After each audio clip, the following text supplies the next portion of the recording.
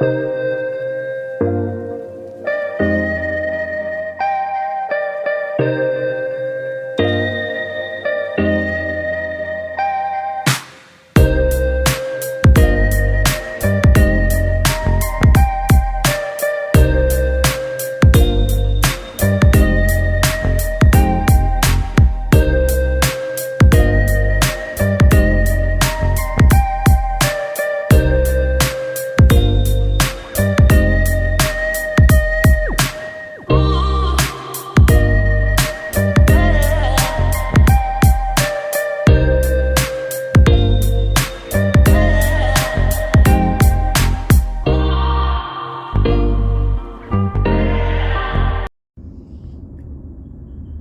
morning, everybody.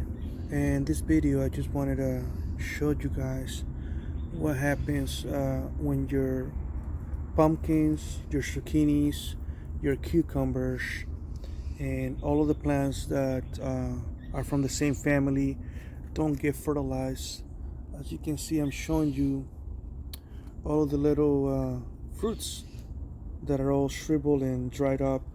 So your plant is going to have a lot of vines, and in these vines you're going to find little zucchinis like this one. This is a zucchini plant, spaghetti squash, and that's what it looks like before it grows. So as you can tell, this right there has the little fruit, and this is going to turn into a flower. And what's going to happen is that flower eventually is going to open up. But if the flower does not get fertilized by the bees, butterfly, or any other insect that travels, it's not going to turn into a fruit. So in your plant you're going to find two types of flower. One of them is going to look like this. It's going to have a long stem going all the way down, just like that.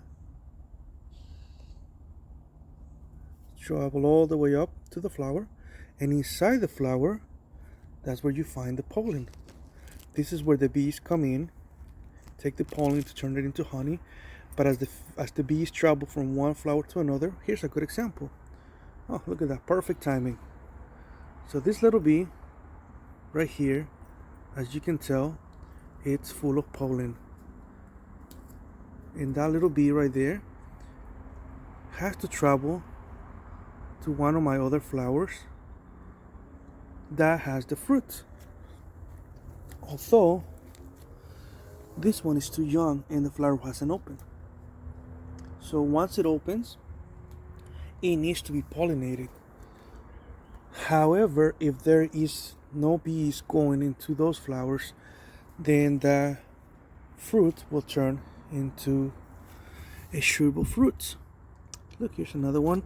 This is a good one. Once this one opens, then it needs to get pollinated.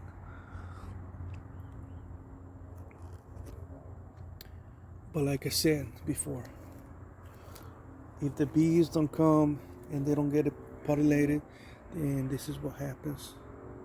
It just shrivels like that. This right here. See, it's already dried over there at the top.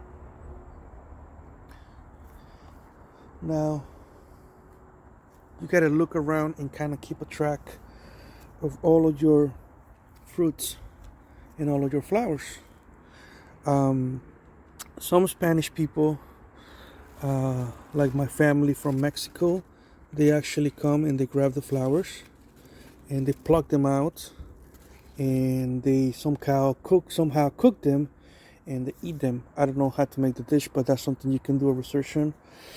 My mom likes to cook them with onions and saute them, and then she eats them with cheese. I guess it's some kind of pumpkin flour dish. Excuse me. So, like I said, you gotta look around and find out how many flowers you have and how many fruits. See, here's another one that's shriveled. Why? Well, number one, it's too hidden. So when this little flower opened, the bees were not able to find it, or there was no bees around because of the rain or the sun. So it's all about timing. And well, one of the things that has been a challenge for us is that we used to live really close to a kind of like a little forestry area, and I'm sure there was a beehive around here before. We used to get all of our flowers pollinated, but now they put a building behind us, and this building, they took out all the trees. There's about 2.5 acres full of trees that was here. Now we have a building in a parking lot, so I don't know how far the bees have to travel now. So this is what's been happening. See, there's, you can tell that that one is just going to be a flower when it grows, and then this is a fruit, so that one needs to get pollinated. And so when the bees are not around, what do we do? Well, I'll show you what we do. So when the bees are not around, what do we do? Doesn't always have to be a bee. It can be a little love bug, but love bugs don't make honey. So I'm looking around, and I'm gonna become the bee. So follow me as I transform into a bee.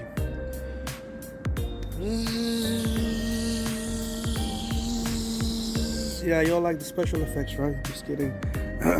So finally, we'll grab one of these flowers. So what I'm looking around is that if I take this flower out, is it going to affect any of my fruits that I may have here? See, there's a hidden flower right there that hasn't opened, and the reason it hasn't opened is because there's no sun. There's another one right there.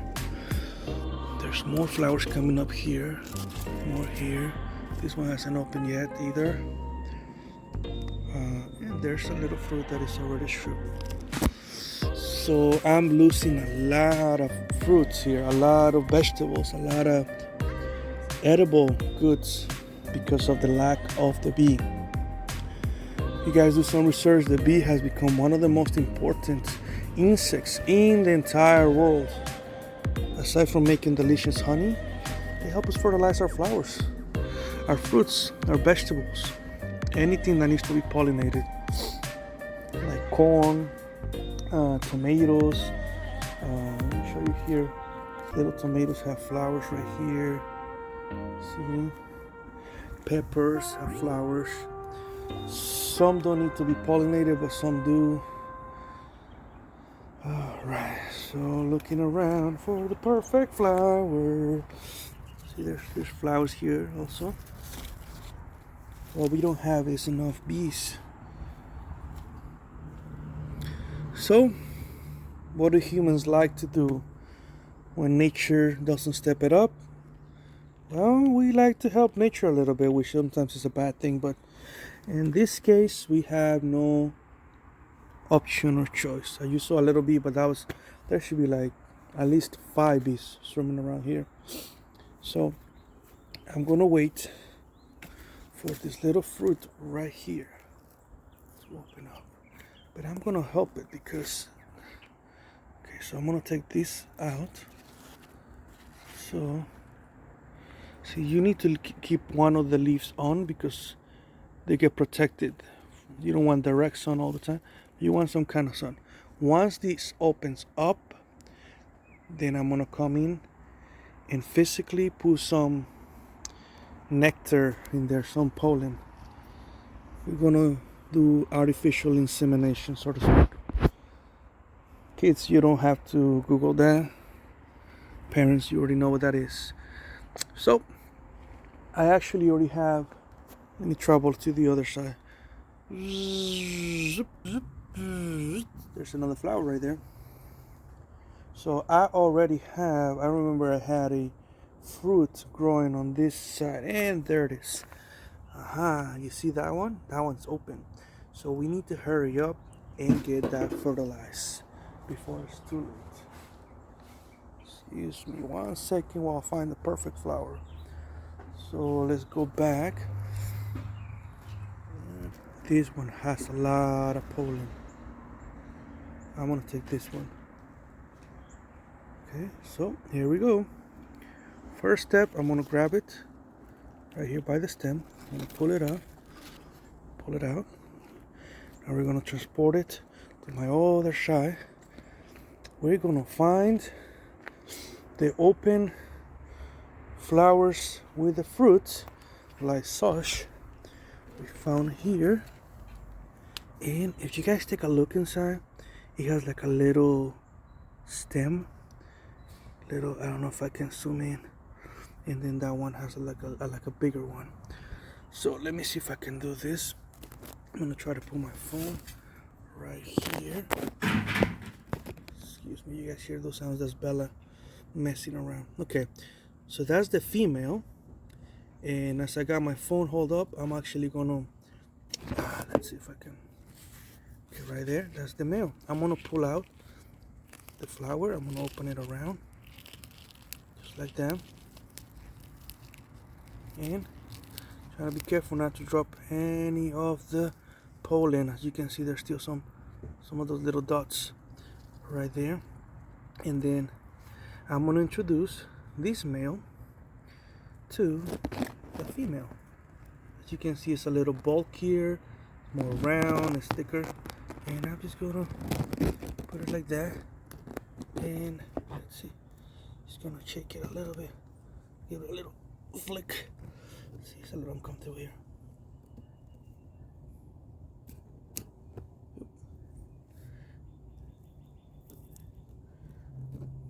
And it might not right away because of the mist this morning, but I'm gonna do something here. As you can tell, my finger is full of pollen. Okay, so I'm gonna grab the stem. Oh. Dropped it, and I'm just gonna drop it in there. Oh, so that. Oh, just dropped it right in there. And then any flicking the rest of the pollen in there from the flower. So, ladies and gentlemen, we just successfully pollinated with my finger in that stem. So we just lost a flower, but it's sacrificed because now that little fruit has the chance to be fertilized and give us fruits. Now let me show you what a fertilized fruit looks like once it's completely or almost developed. No, not that one. This one is just keeping track of that one. Ready? It's gonna look from that ta-da to that. So we definitely got that in time. We actually had another one growing down this vine, but we accidentally stepped on it while we were moving around. So now we have this one and this one. Just look at that. It's bigger than my hand. I mean, I don't have huge hands, but look at that. And it's almost ready turning yellow. Now these fruits are very delicate. As you can tell, it has some scratches, and this is actually from the same leaves that we're rubbing on.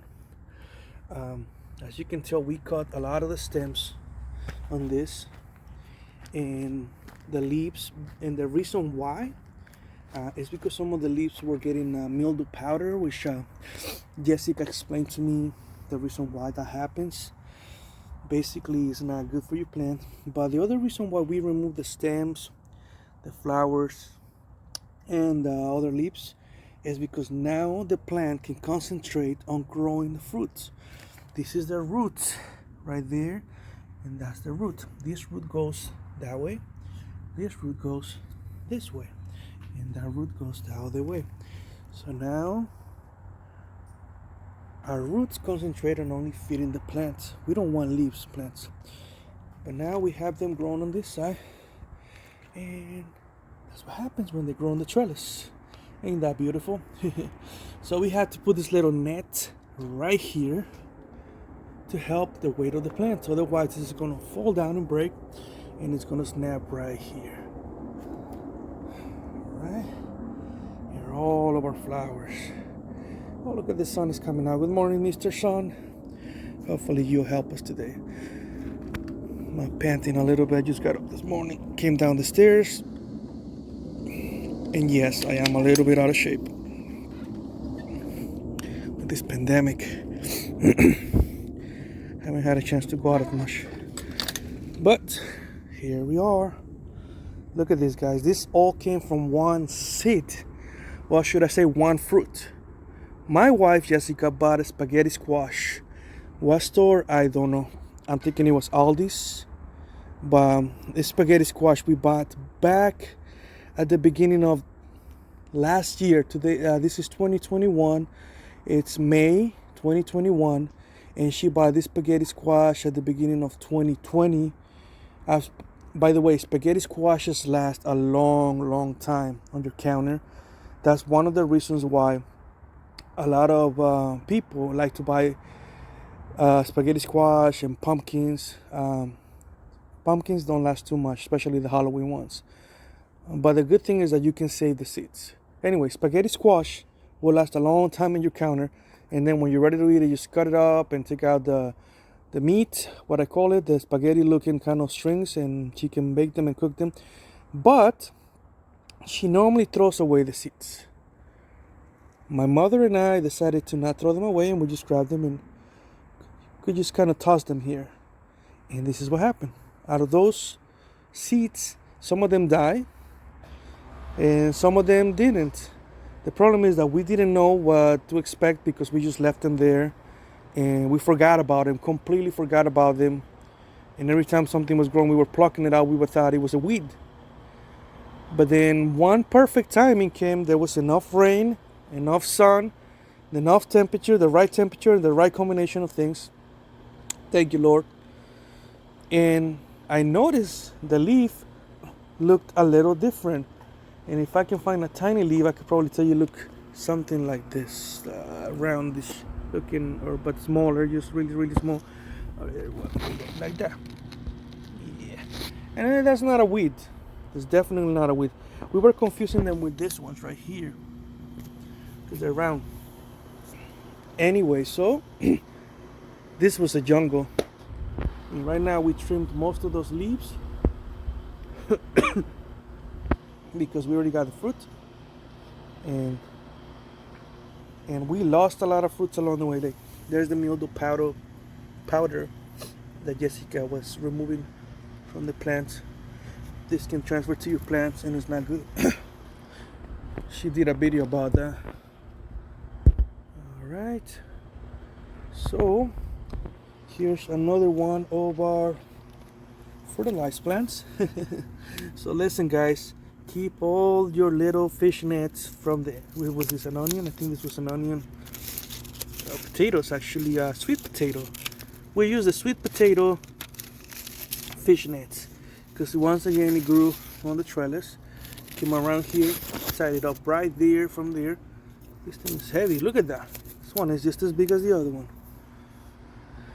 Kept one flower, kept one leaf. The leaf protects this from the direct sun in the middle of the day, and this flower will probably help us fertilize other fruits like such.